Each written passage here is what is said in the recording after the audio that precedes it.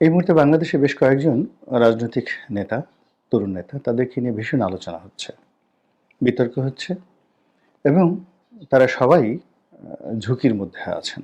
নানা রকম ঝুঁকির মধ্যে আছেন। ১ নম্বরে যদি আমি কারো নাম বলি তিনি ব্যারিস্টার ফুয়াদ। এবি পার্টির তিনি সাধারণ সম্পাদক।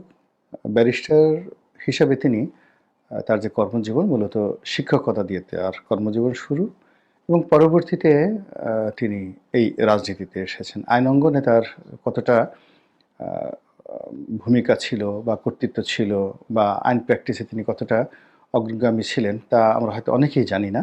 এমনকি তার ব্যক্তিগত যে পেশা, শিক্ষকতার পেশা সেটা নিয়েও হয়তো অনেকে জানেন না। আমি ব্যক্তিগতভাবে যেহেতু তার সম্পর্কে জানি এজন্য আমি এটা জানি। যেহেতু তিনি ইংল্যান্ডে গিয়েছেন, ব্যারিস্টারি পড়েছেন, ঢাকা বিশ্ববিদ্যালয়ের আইন অঙ্গনের ছাত্র ছিলেন, আইন বিভাগের ছাত্র ছিলেন। দুটো বিষয় এখানে খুব ধরে নেওয়া হয়। ১ নম্বর হলো যে তিনি ভালো ছাত্র, ২ নম্বর হলো ভালো একটা মধ্যবিত্ত বা উচ্চ মধ্যবিত্ত পরিবারের তিনি সন্তান। নচেৎ পকেটের টাকা খরচ করে ইংল্যান্ড থেকে বার করে আসা তার পক্ষে সম্ভব ছিল না। ৩ নম্বর হলো যে তিনি একটা নীতি নৈতিকতা মেইনটেইন করেন। এর কারণ হলো বড়, বড় কথাবার্তা বলছেন কিন্তু গত ৭-৮ মাসে সারা বাংলাদেশে যে ধরনের চাঁদাবাজির মহোৎসব হয়েছে, একেবারে বিভিন্ন দলের মাঠ পর্যায়েরও নয়, ঠিক বস্তির ছেলে রুবিনা এরকম বা বস্তির মেয়ে রুবিনা এইরকম প্রকৃতির যারা রাজনীতির টোকাই বা রাজনীতির অপাংতেয়, রাজনীতির অনুল্লেখ্য ব্যক্তিত্ব, যারা কেবলমাত্র কোনো একটি রাজনৈতিক দলের নাম ব্যবহার করেন কিন্তু সেই রাজনৈতিক দলের কোনো গুরুত্বপূর্ণ নেতার সঙ্গে তাদের সম্পর্ক নেই। এরকম লোকও চাঁদাবাজি করে শত, শত কোটি টাকার মালিক হয়েছে এবং কারণ বাজারে যারা চাঁদাবাজি করছেন গিয়ে দেখেন যে আমি যে শব্দগুলো প্রয়োগ করলাম আমি দুঃখিত। সাধারণত কাউকে টোকাই বলা বা পথকলি বলা এই বিষয়গুলো আমার মুখে শোভা পায় না বা আমি এই ধরনের কথাবার্তা সাধারণত বলি না। কিন্তু বাস্তবতাটা হলো বিষয়ের গুরুত্বটা বোঝানোর জন্য। তো সেই দিক থেকে জনাব ফুয়াদ তিনি ইচ্ছা করলে এই সময়টাতে বেশ কিছু দুর্নীতি করতে পারতেন বা ভালো একটা পদ-পদবীতে তিনি যেতে পারতেন। এখন মুশফিক ফজল আনসারী তিনি আহ, আহ, রাষ্ট্রদূত হয়ে গেলেন। তারপরে গোলাম মুর্তজা আকবর দুজন সাংবাদিক রয়েছেন, তারা সিনিয়র সচিবের পদমর্যাদায় নিয়োগ লাভ করলেন। তারপরে জনাব তাজুল অ্যাটর্নি জেনারেল পদমর্যাদায় তিনি সেই যে আইসিটি ক্রাইম ট্রাইব্যুনাল সেখানে চিফ প্রসিকিউটর নিযুক্ত হলেন। তো সেক্ষেত্রে মিস্টার ফুয়াদ তিনি বিচারপতি হতে পারতেন, তিনি অ্যাটর্নি জেনারেল হতে পারতেন, রাষ্ট্রদূত হতে পারতেন। এর কারণ হলো যখন এই যে আন্দোলনটা হলো স্পষ্টত এই আন্দোলনের যারা নেতৃত্ব দিয়েছে ছাত্র তাদের সঙ্গে এবি পার্টির মিস্টার ফুয়াদের একটা ভালো সম্পর্ক ছিল এবং এখানে ক্ষমতার যে ক্রিম পয়েন্টগুলো যেহেতু জামাত সবচেয়ে বড় দল, এই যাদের সঙ্গে সম্পর্ক ছিল এই কারণে জামাতের লোকজন বেশি নিয়োগ পেয়েছে। এরপর বিএনপি যেহেতু বড় দল কিন্তু তাদের এই আন্দোলনকারীদের সঙ্গে এরকম সম্পর্ক না থাকার কারণে তারা জোর করে যেটা পেরেছে সেটা তারা দখল করে নিয়েছে। আর এবি পার্টি তারা তাদের যেহেতু একেবারে ছোট দল ওই জন্য তাদের দক্ষ লোকজন তেমন না থাকার কারণে তাদের লোকজন সরকারের বিভিন্ন পদপদবীতে ওইভাবে নিয়োগ লাভ করেননি। কিন্তু সেক্ষেত্রে ফুয়াদ সাহেবের তো যোগ্যতা ছিল, তিনি সেগুলো হতে পারতেন। যেহেতু তিনি হননি, ধরে নেওয়া হয় যে তিনি এটা চাননি। যদি তিনি চাইতেন সেটা তিনি পারতেন। অন্যদিকে হাসনাত এবং সার্জিস এই দুজন আছেন। তারপরে আরও বেশ কয়েকজন মহিলা নেতৃত্ব আছেন, তরুণরা আছেন। তো এদের অবদান অনেক, অনেক বেশি। অনেক, অনেক বেশি। আমি সাধারণত এদের সম্পর্কে কখনো নেতিবাচক কথা বলিনি আর বলতেও পারবো না। অনেকে তাদের সম্পর্কে বলেন যে তারা দুর্নীতি করেছে। তারা দুর্নীতি করলে অসুবিধাটা কি? বাংলাদেশের সবাই যেখানে নাক ডুবিয়ে দুর্নীতি করছে, যে সমস্ত লোকজনের সাথে আওয়ামী লীগের কোনো সম্পর্ক নেই, তারা আওয়ামী লীগের নাম ভাঙিয়ে ৪০০ কোটি টাকার পিয়ন যদি ৪০০ কোটি টাকার মালিক হতে পারে, তারপরে যে সমস্ত লোকের সাথে বিএনপির কোনো সংযোগ নেই, এখন আপনি গিয়ে দেখুন ঢাকা শহরে আন্ডারওয়ার্ল্ড কারা নিয়ন্ত্রণ করেন এবং এরা সবাই তারেক রহমান সাহেবের সাথে একসময় খুব ভালো সম্পর্ক ছিল কিন্তু বর্তমান সময় রহমান সাহেবের সঙ্গে কোনো সম্পর্ক নেই। কিন্তু সন্ধ্যার পরে গিয়ে দেখেন এদের এক একটা অফিসে শত শত গাড়ি সেখানে বসে থাকে।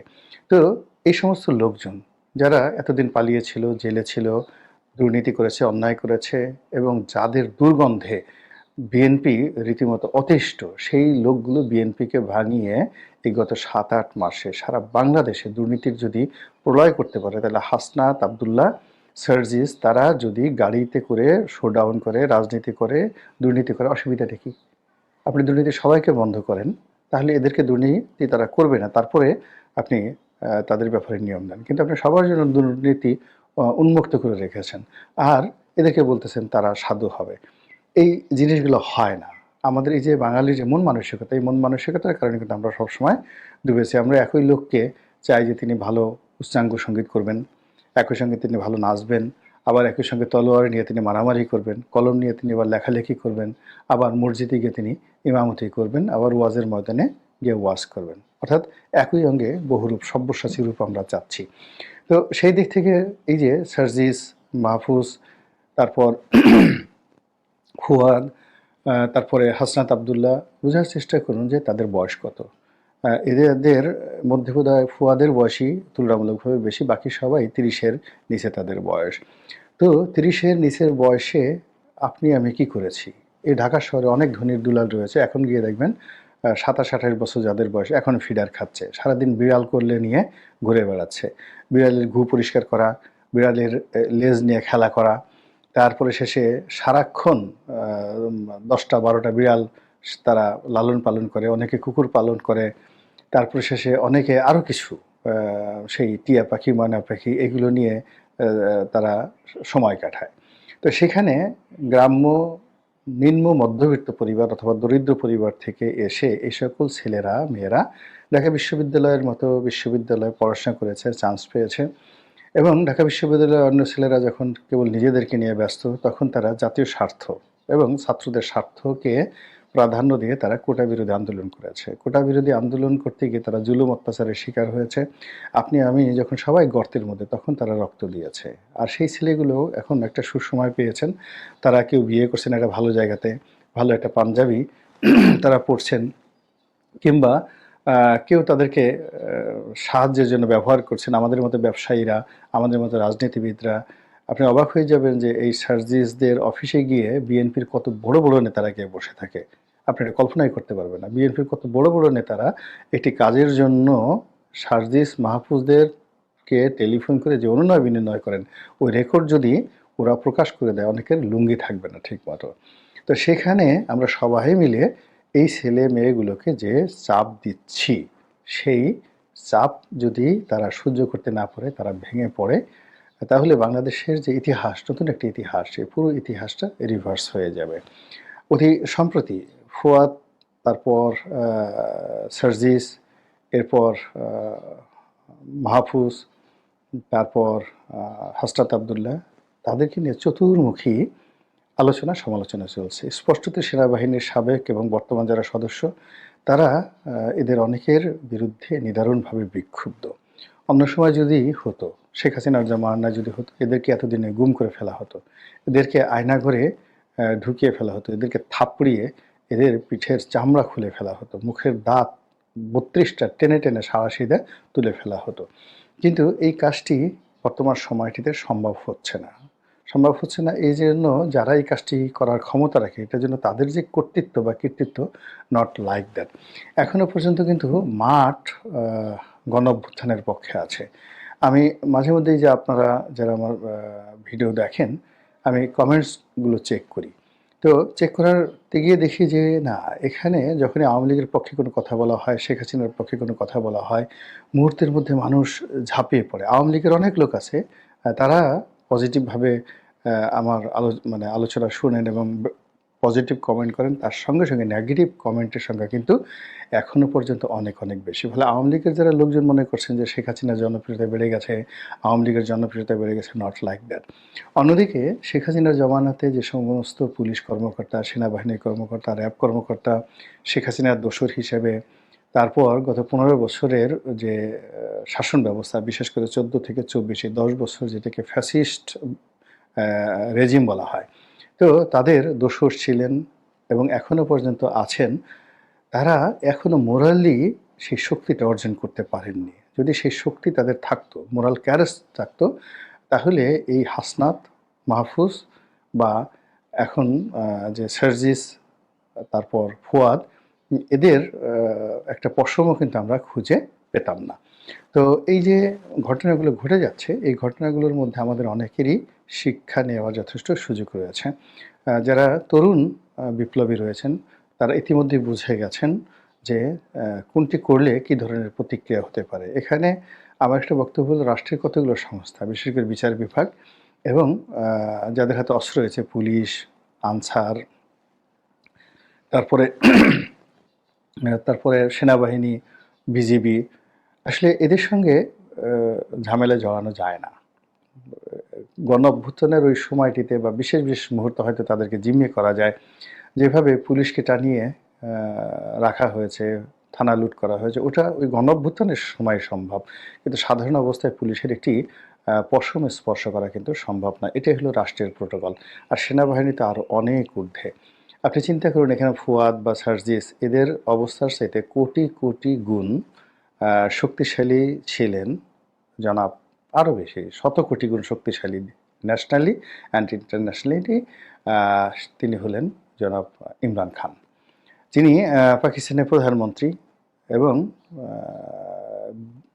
মানে সারা দুনিয়াতে ক্রিকেটার হিসেবে, প্রধানমন্ত্রী হিসেবে, ভালো মানুষ হিসেবে, সফল নেতা হিসেবে তার অনেক সুখ্যাতি রয়েছে। কিন্তু সেই মানুষটি কিন্তু সেনাবাহিনীর সঙ্গে পারেননি। এখন তার নিজের জীবন শেষ, তার স্ত্রীর জীবন শেষ, তার রাজনৈতিক দলের অস্তিত্ব শেষ পাকিস্তানে। এইভাবে আপনি যদি থাকসিন সিনাওয়াত্রার কথা চিন্তা করেন, খুবই জনপ্রিয় একজন থাইল্যান্ডের প্রধানমন্ত্রী ছিলেন এবং তিনি এতটা জনপ্রিয় যে দেশ থেকে তিনি এক্সাইলে চলে গেছেন। তার বোন কেবলমাত্র তার নাম ব্যবহার করে তিনিও প্রধানমন্ত্রী হয়েছেন। কিন্তু তারা কেউ টিকতে পারেনি। এর কারণ হলো সেনাবাহিনীর সাথে তাদের সম্পর্ক ভালো ছিল না। এরপরে পার্শ্ববর্তী রাষ্ট্র মায়ানমারের কথা চিন্তা করেন। এমনকি ভারত, আমরা ভারতীয় গণতান্ত্রিক দেশ বলি, কিন্তু ভারতের মিলিটারির কিছু কিছু বিষয় রয়েছে, কিছু কিছু স্টেট রয়েছে, সেখানে স্বয়ং নরেন্দ্র মোদীর কথাও বা রাজনাথ সিংয়ের কথাও একজন মেজর শুনেন না। জেনারেল তো দূরের কথা, একজন মেজরও শুনেন না।